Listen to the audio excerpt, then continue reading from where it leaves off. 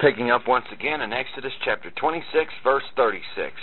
And you shall make an hanging for the door of the tent of blue and purple and scarlet and fine twined linen, wrought with needlework.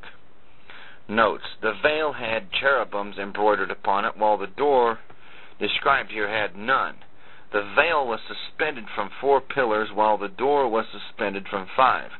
The outstanding difference between them was this: the veil was to shut out, whereas the door was to give admittance. The veil barred the way into the holiest. The door was for the constant entrance of the priest into the holy place. Incidentally, the colors given here never vary because the work of Christ never varied. Verse 37, and you shall make for the hanging 5 pillars of shittim wood. Notes, this is the humanity of Christ, with 5 being the number of grace.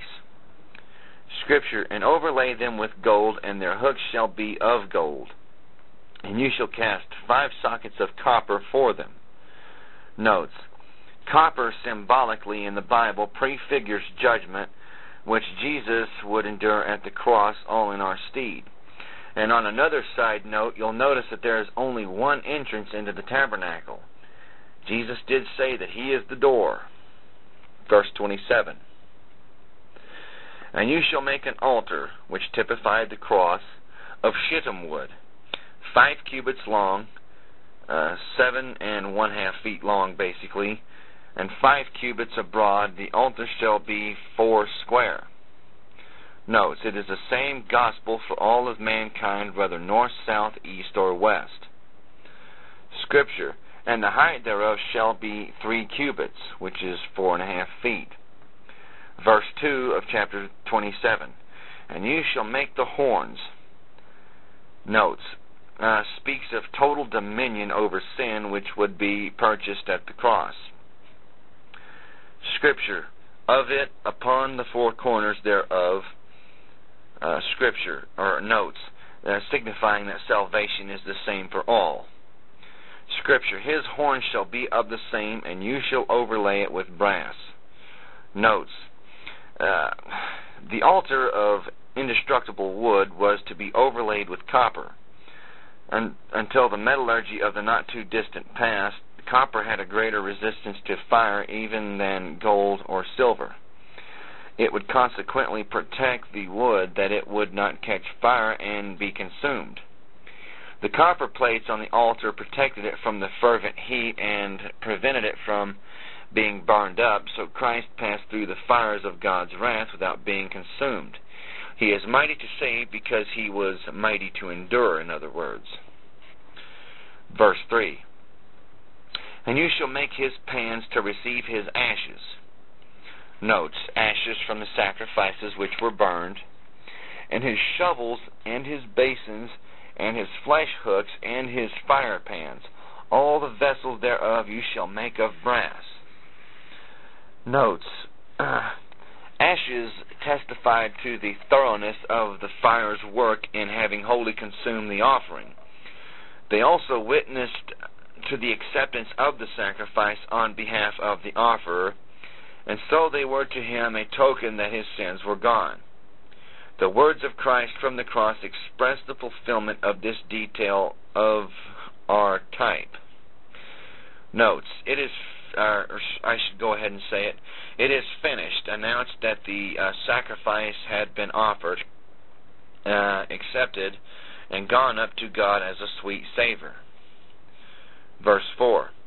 And you shall make for it a grate of network of brass, and upon the net shall you make 4 brazen rings in the 4 corners thereof. Notes, the rings were for the moving of the altar from place to place. Verse 5. And you shall put it under the compass of the altar beneath, that the net may be even to the midst of the altar. Notes, somewhere alongside the middle of the altar there seemed to be a protrusion all the way around on which the priest could stand in order to properly attend the sacrifices. Verse 6. And you shall make staves for the altar, staves of shittim wood, and overlay them with brass. Notes: these staves were for moving the altar. When Israel moved, everything had to be moved. This teaches us that there comes a period in the Christian life where the atoning blood of Christ, of which this altar was a type, can be dispensed with. Verse 7: and the staves shall be put into the rings, and the staves shall be upon the two sides of the altar to bear it. Hollow with boards shall you make it. As it was shewed you in the mount, so shall you make it. Notes: once again, God emphasizes, once again the pattern must be followed minutely. Verse 9: and you shall make the court of the tabernacle. For the south side southward there shall be hangings for the court of fine twined linen of 100 cubits long for one side. Notes: using 18 inches to the cubit, it was 150 feet long and 75 feet wide. The linen typified the perfect righteousness of Christ. This was at the front of the tabernacle facing east. Verse 10: and the 20 pillars thereof and their 20 sockets shall be of copper. The hooks of the pillars and their fillets shall be of silver. Notes: the copper spoke of judgment once again, which Jesus took on our behalf, while the silver spoke of redemption, which came forth from the judgment. Verse 11: and likewise for the north side in length there shall be hangings of 100 cubits, of 100 cubits long, and his 20 pillars and their 20 sockets of brass, the hooks of the pillars and their fillets of silver.